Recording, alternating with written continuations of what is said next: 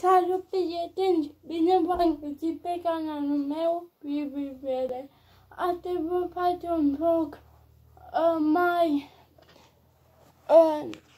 un video mai un alt fel de video, nu video cu cărți și vloguri. O să fac cum se joacă șahul.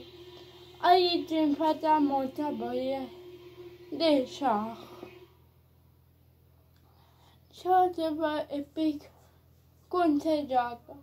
Trebuie să știți o regulă. Șahul se joacă doar în doi. Și încă o regulă. Șahul se așează cam așa. Aveți două piețe, A, B și N. Puteți-mă cuvântul de pe fundarea de afară pe cât să mă auziți și noi continuăm. Aveți două piețe, A, B și N și le așezați în felul acesta. Pionii mici în fața, apoi tunul, calul, nebunul, legina, regele, nebunul, calul, tunul și pionii mici în fața, așa de ce celălalt avețat. După ce se dătea jocurile, vă alege o culoare. O să vă aleg cum se joacă și eu mă joc cu amândouă. Culoarea apă începe prima și mutăm un pion. Să știți că pionii aceștia merg un pătățel sau două pătățele, atât. Merg pe a doilea pătățel și punem să mute șavețalul. El e un pion cu geanții, dar mă decurc un pic cam greu și merge de două pătățele. Da, vă pune de ce nu v-a luat. Pentru că nu poate una sau două pătățele. Voi veți merge mai în față, dar nu puteți, pentru că sunteți blocate, sunteți față în față. Înseamnă că sunteți blocați. Și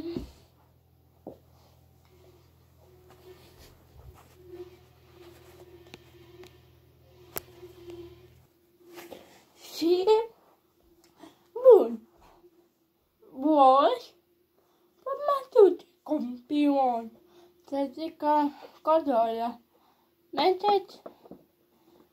Da.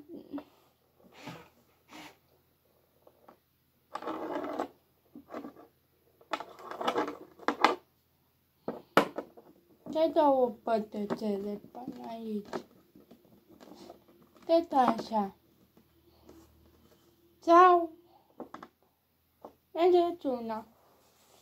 Avețalul mă merge cu un pion. O merge cu ultimul. Le două pătățele. Avețalul vostru va putea lua un tun. Adică se scoate un tun. Tunul este acesta. Ce le scoate? Tunul merge în față sau lateral.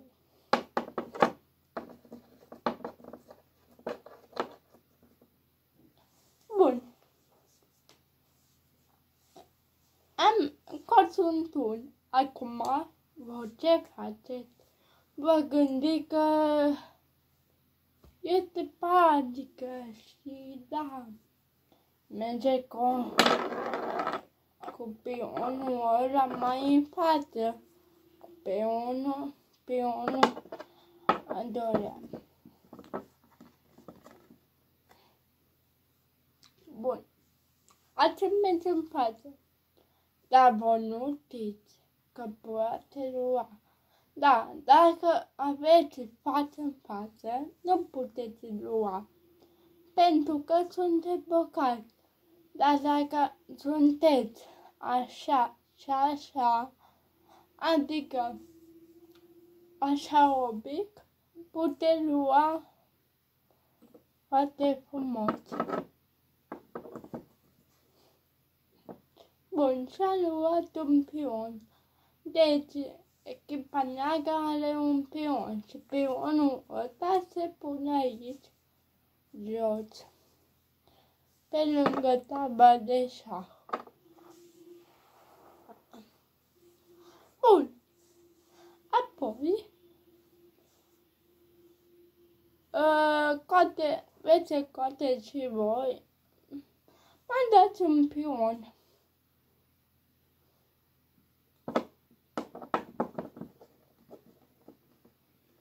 Bun, am dat un pion și adversarul negru cu pionii negri se gândește de ce să facă. Merge cu turnul de pionului celălalt.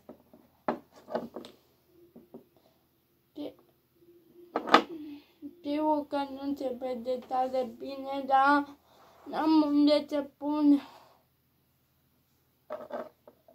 Nu am găsit loc pentru telefonul în altă parte, dar pe să se vadă.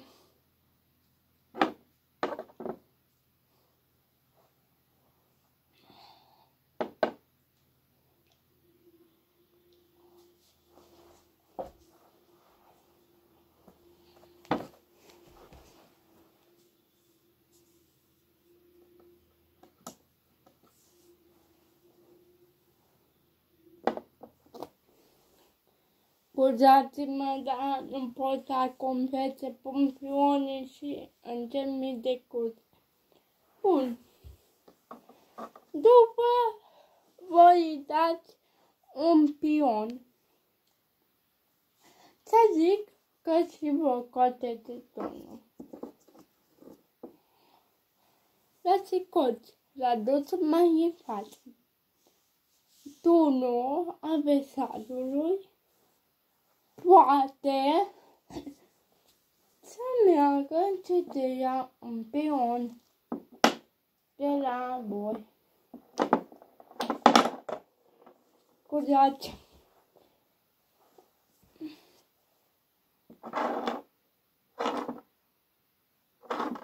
Ce are de pion?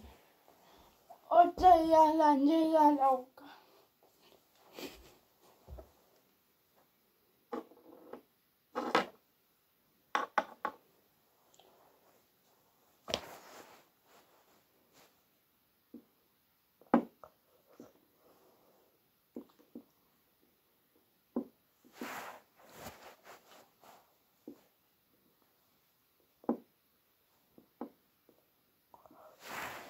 Bun. Și celălalt.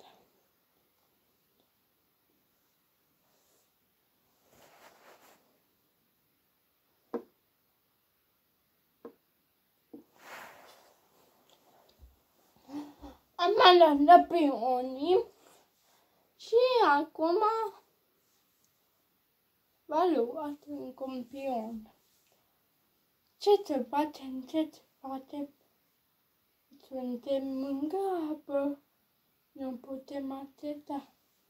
Noi suntem șmecheri.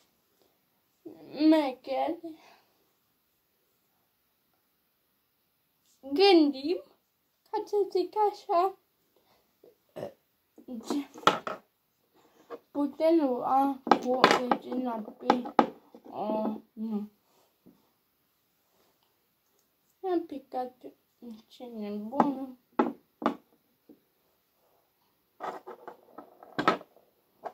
Da. Și-am luat un pion. După ne gândim, se gândește avețarul ce să facă, se gândește și vrea să fie puternic și toate celelalte și celălalt bun. Bun. Avețarul nu știe ce să facă. Are o tactică. Este campion mai în față. Pionul să zică nu merge în parte. Și regina merge unde vrea. Bun. Acum ce să facă, s-a gândit să iei pionul. Și l-a luat făcând chemata. Dar, pentru că tunurile îți unul aici, dar nu se lasă și vine pe el. Bun. Adversarul, hai să zicem că ăsta este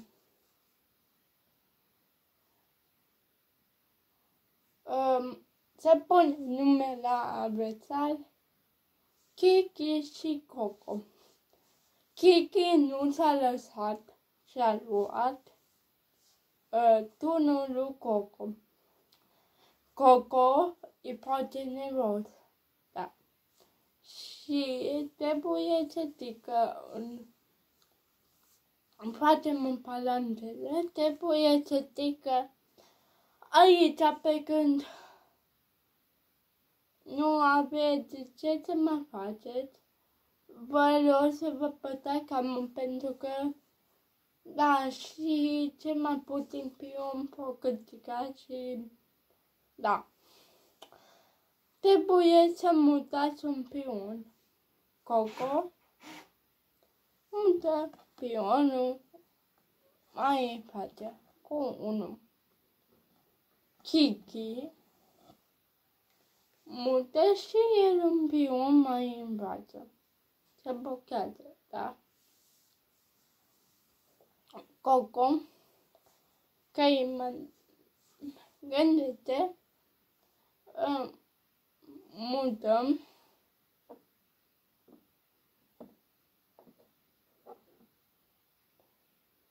unul mai în față.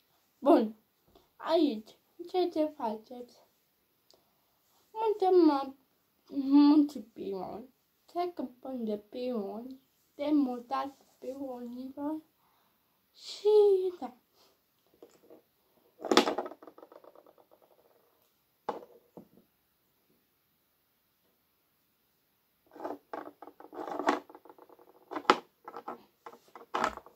Pe țin că e un video lung, da. Pe să nu fie. Bun. Apoi am mutăm un pion.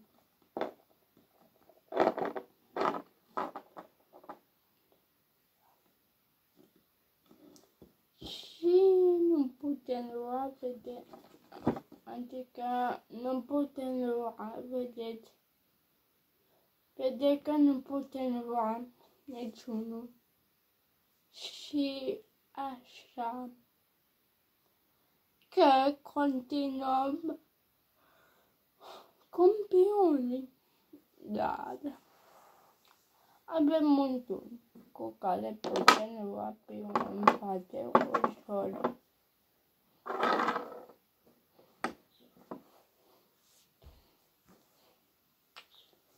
Bun.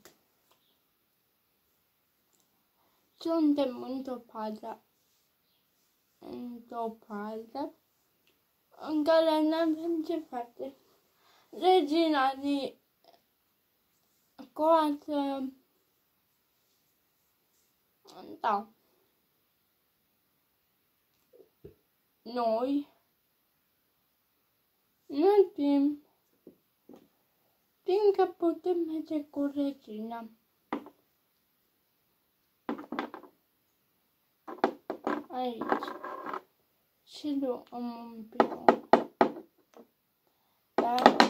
Dar regina nu ia. Cică, da. Jocul șah. După ce o câștigat, o să facem o mică paranteză și o să vă arăt cum o să vă salvați din niște, cum se zice, pericole, din niște faze care nu puteți face nimic, dar există o ultimă șansă și da, hai să vedem cum se salvează.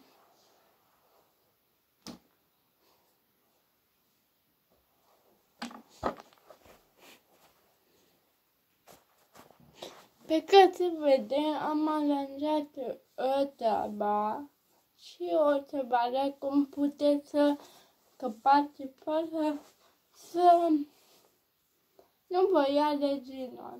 Deci, rândul votul, cele echipe negre. Merge contun și turnul celorlalte, da. Bun. O rămas reginele și un turn roșu, bineînțeles, și împărații, pentru că împărații nu se iau de pe care de șah. Se zicem că împărații acolo și împărații în partea aceasta, nu? Hai să punem tot acolo, să le vedeți. Bun. Regina este gata.